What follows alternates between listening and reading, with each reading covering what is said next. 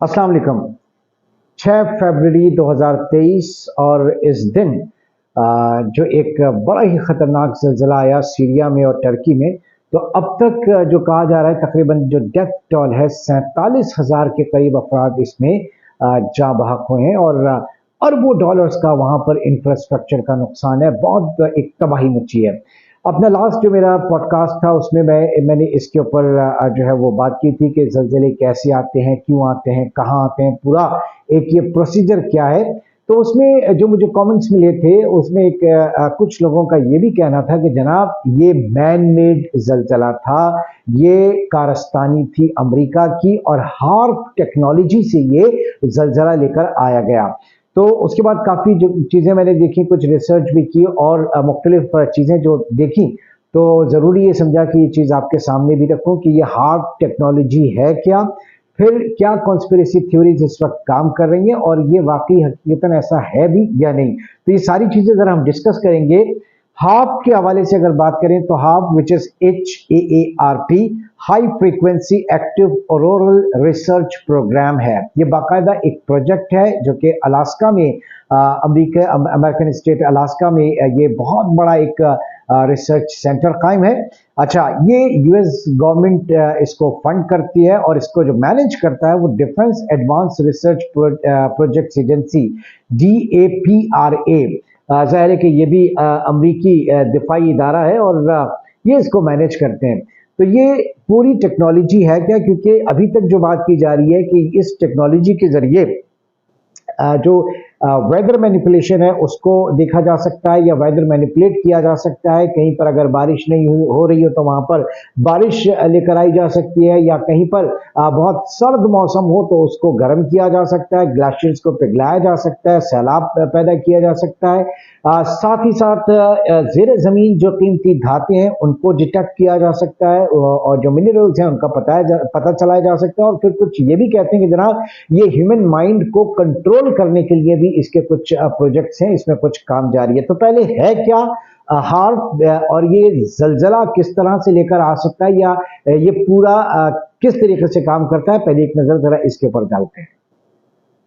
जमीन के ऊपर की मुख्तलिफ तहों में से एक तह का नाम लूनोस्फीयर है, जिसकी मोटाई सतह जमीन से 70 से 300 किलोमीटर तक है, जो बेशुमार पॉजिटिव और नेगेटिव आइंस पर मुश्तमिल है। अलास्का में मौजूद हार्प प्रोजेक्ट के कैंप से मुख्तलिफ पावर और फ्रीक्वेंसी की इलेक्ट्रोमैग्नेटिक वेव्स को बड़े एंटीनास की मदद से लूनोस्फीयर में भेजा जाता है, जिससे वहां बहुत ज्यादा मसनूई हिद्दत पैदा करके मौसम में गैर मामूली तब्दीलियां पैदा की जाती हैं। इसकी मदद से एक तरफ किसी खित्ते को बारिशों से बिल्कुल महरूम करके बंजर बनाया जा सकता है और दूसरी तरफ किसी खित्ते में हद से ज्यादा बारिशों से मसनूई सैलाब भी पैदा किया जा सकता है। इस टेक्नोलॉजी की मदद से दुनिया के मुख्तलिफ खित्तों में ज़ेर ज़मीन ज़खायर की मौजूदगी और इनकी मिकदार का अंदाजा भी लगाया जा सकता है।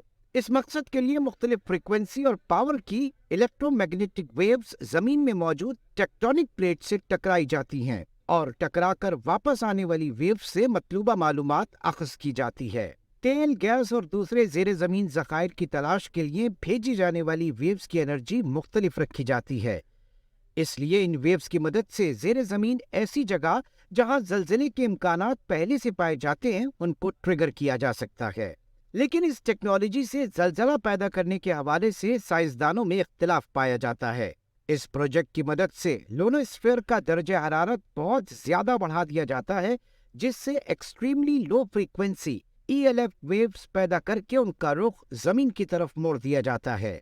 ELF वेव्स की खासियत यह है कि वो हजारों मील का फासला तय करने के बावजूद फैलती नहीं है, यानी डाइवर्जेंस बहुत कम होता है। ये वेव्स अपनी तवानाई जाया नहीं करती। इनकी मदद से एनर्जी की बहुत बड़ी मिकदार को जमीन या फिजा के कुछ हिस्सों पर फोकस करके मुंतकिल करने से बहुत ज्यादा दर्जा हरारत का प्लाज्मा पैदा किया जा सकता है। प्लाज्मा मादा की चौथी शक्ल होती है जो बहुत ज्यादा आइंस और इलेक्ट्रॉन्स पर मुश्तमिल होती है। इससे जंगलों में आग लगाई जा सकती है, उड़ते जहाज के इंजन को आग लगाकर गिराया जा सकता है, ग्लेशियर को मसनूई तौर पर पिघलाकर सैलाब भी पैदा किया जा सकता है। इंसानी ज़हन और दिल बहुत कम फ्रीक्वेंसी की वेव्स पैदा करते हैं, क्योंकि इस टेक्नोलॉजी से इनडायरेक्ट तरीके से ELF पैदा की जा सकती है, इसी लिए माहिरीन का कहना है कि जमीन या फिजा में बहुत बड़े पैमाने पर इन वेव्स का इस्तेमाल हुआ तो ये इंसानी जहन और दिमाग को मुतासिर कर सकता है।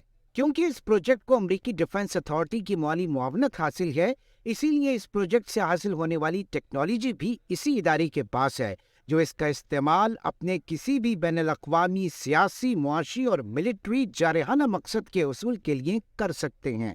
हो सकता है कि इस रिसर्च ने बहुत ज्यादा खुफिया काम यानी क्लासिफाइड रिसर्च वर्क को पेटेंट का दर्जा ना दिया हो। ये भी तय है कि क्लासिफाइड रिसर्च वर्क को कोई भी साइंटिफिक जर्नल में पब्लिश करने की इजाजत नहीं दी जाती। ताहम अगर किसी जगह ज़लज़ले के इम्कानात पहले से मौजूद हैं तो इसको क़ब्ल इस वक्त इस टेक्नोलॉजी से ट्रिगर जरूर किया जा सकता है। तो जितने भी साइंटिस्ट हैं उनका ये कहना है कि जनाब ज़ेरे ज़मीन अगर कहीं पर कोई फॉल्ट लाइन है, कोई फॉल्ट बेल्ट पे है जहां पे ज़लज़ले के आने के चांसेस हैं, तो ये उसको ट्रिगर कर सकता है। लेकिन अल्टीमेट इससे ज़लज़ला पैदा किया जा सकता है, ज़लज़ला लाया जा सकता है या नहीं लाया जा सकता है, इसके ऊपर इख्तिलाफ है। तो ये इख्तिलाफ जो है ये भी हम ज़रा डिस्कस करेंगे किस नौइयत के हैं। लेकिन एक चीज़ और है, क्योंकि बीइंग मीडिया पर्सन थोड़ा सा मेरा एक्सेस आम लोगों से निस्बतन ज़्यादा है। अगर किसी भी आप फील्ड में चले जाएं तो यकीन मानिए कि जो पाकिस्तान के टॉप नॉच साइंटिस्ट हैं, जो पाकिस्तान के आला तरीन जिसे आप साइंटिस्ट कहेंगे, चाहे वो पाकिस्तान में किसी न्यूक्लियर प्रोजेक्ट के हवाले से और पाकिस्तान में भी और पाकिस्तान से बाहर भी, उनसे जब मेरी इस हवाले से बात हुई, ये पाकिस्तानी शख्सियत की मैं बात कर रहा हूँ और साइंटिस्ट की मैं बात कर रहा हूँ, तो उनका यही कहना है कि जनाब ऐसा हो सकता है लेकिन ज़रूरी नहीं है कि ऐसा हुआ हो। उसकी वजह, इवन अगर हुआ भी है तो कोई साइंटिस्ट, दुनिया का कोई साइंटिस्ट जो है क्लेम नहीं करेगा। ये बात मानिएगा कि दुनिया का कोई साइंटिस्ट इस बात को क्लेम नहीं कर सकता ओरिया मकबूल जान के अलावा, क्योंकि पाकिस्तान में उन्होंने बहुत इस चीज़ को प्रोपेगेट किया कि ये हाफ टेक्नोलॉजी, और मैंने सुना था लोगों से बहरहाल कि कोई साइंटिस्ट जो है इस बात को क्लेम नहीं करेगा, दावा नहीं करेगा कि ये हाफ टेक्नोलॉजी की मदद से, क्योंकि भाई ये जितने भी रिसर्चर्स होते हैं, जितने भी साइंटिस्ट होते हैं, इनका पूरा फ्यूचर होता है, डिपेंड करता है वो अमेरिकन प्रोजेक्ट्स के ऊपर, और पूरी दुनिया के साथ उनके ताल्लुकात होते हैं। वो अपने रिसर्च के लिए जाते हैं, पूरा करियर उनका डिपेंड करता है। तो अगर वो कोई ऐसा स्टेटमेंट दे रहे हैं जो कि अमेरिका के खिलाफ हो या किसी पर्टिकुलर किसी उसके खिलाफ हो, तो वो दाव पे लग सकता है। तो ये बेचारे, उनकी भी मजबूरियां हैं। लिहाजा India, all the way India से लेकर अमेरिका, पाकिस्तान, चाइना, जापान, कहीं पे भी जाके देख लें तो जो भी आपको रिसर्चर्स होंगे, जो साइंटिस्ट होंगे, वो इसके ऊपर 100% ये नहीं कहेंगे कि जनाब ये जो है इस हाफ टेक्नोलॉजी की वजह से हुआ।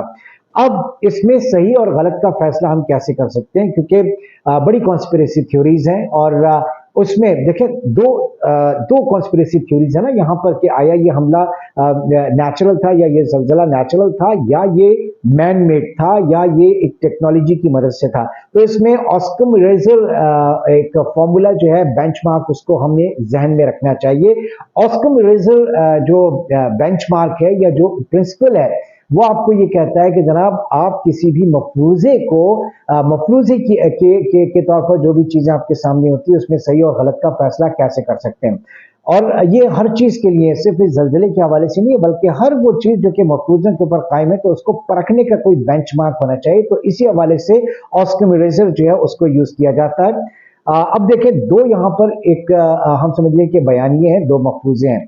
पहला तो ये कि ये टर्की और सीरिया में जो ज़लज़ला आया वो नेचुरल था। दुनिया जानती है भाई कि हमारी साइंस भी कहती है और जो माजी है वो भी इस बात को कहता है कि जो टेक्टोनिक प्लेट्स हैं ज़मीन के अंदर, उनके अंदर हिलजुल से, उनके अंदर टूटने फूटने से एक प्रेशर बनता है। वो प्रेशर जो है उसके नतीजे में ज़लज़ले आते हैं। तो इसमें तो हमें कोई भी चीज़ फर्ज करने की ज़रूरत नहीं है। हाँ, जब हम दूसरी थ्योरी के ऊपर आते हैं, जहां हम बात करते हैं कि जनाब ये हाफ टेक्नोलॉजी की वजह से हुआ, तो यहां पे हमने बेसिकली 3-4 चीज़ों को फर्ज करना है। अब सबसे पहले तो क्या वाकई हाफ टेक्नोलॉजी जो है वो इतनी सॉलिड है, इतनी ज़बरदस्त है, इतनी ख़तरनाक है कि वो दुनिया में किसी भी कोने पे चाहे वो जाके ज़लज़ला पैदा कर सकती है? तो ये महज एक मफरूज़ा है, एक मफरूज़े के ऊपर ये बात कही जा रही है, इसकी कोई साइंटिफिक प्रूफ नहीं है। नंबर 1, नंबर 2, क्या इलेक्ट्रो मैग्नेटिक वेव्स या रेडियो वेव्स जो हैं वो इतनी पावरफुल होती हैं कि वो जनाब दुनिया में कहीं पे भी जाके तहस नहस कर सकती हैं?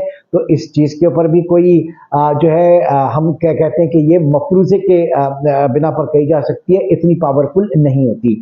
तीसरी चीज़ ये कि क्या अमेरिका हुकूमती सतह पर ये चाहता है कि टर्की के अंदर इतना मैसिव ज़लज़ला आए और वो टर्की को बर्बाद करना चाहता है? तो अब तक इसके ऊपर भी सिर्फ मफरूज़ा कहा जा सकता है। अगर इसके ऊपर कोई ऐसी कॉन्क्रीट बातें होती तो वो यकीनन दुनिया में इस वक्त डिस्कस हो रही होती और टर्की जो है वो खुद डिस्कस कर रहा होता, वो पूरी दुनिया के सामने अपने केस को प्लीड कर रहा होता है। चौथी चीज़ ये कि जो हाफ प्रोजेक्ट है, क्या ये हाफ प्रोजेक्ट ऐसी चीज है कि ये कहीं पे भी ज़लज़ला लेकर आ जाए, इतनी तबाही और बर्बादी लेकर आ जाए और उसके बाद कोई सबूत भी ना मिले? तो अगेन ये भी एक मफरूज़ा है।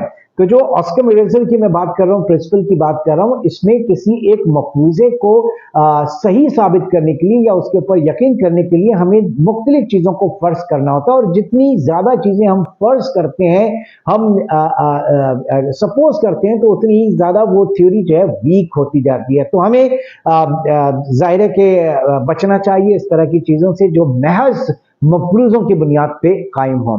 उम्मीद है आपको आज की मेरी ये कोशिश पसंद आई होगी। अगर पसंद आई तो मेरी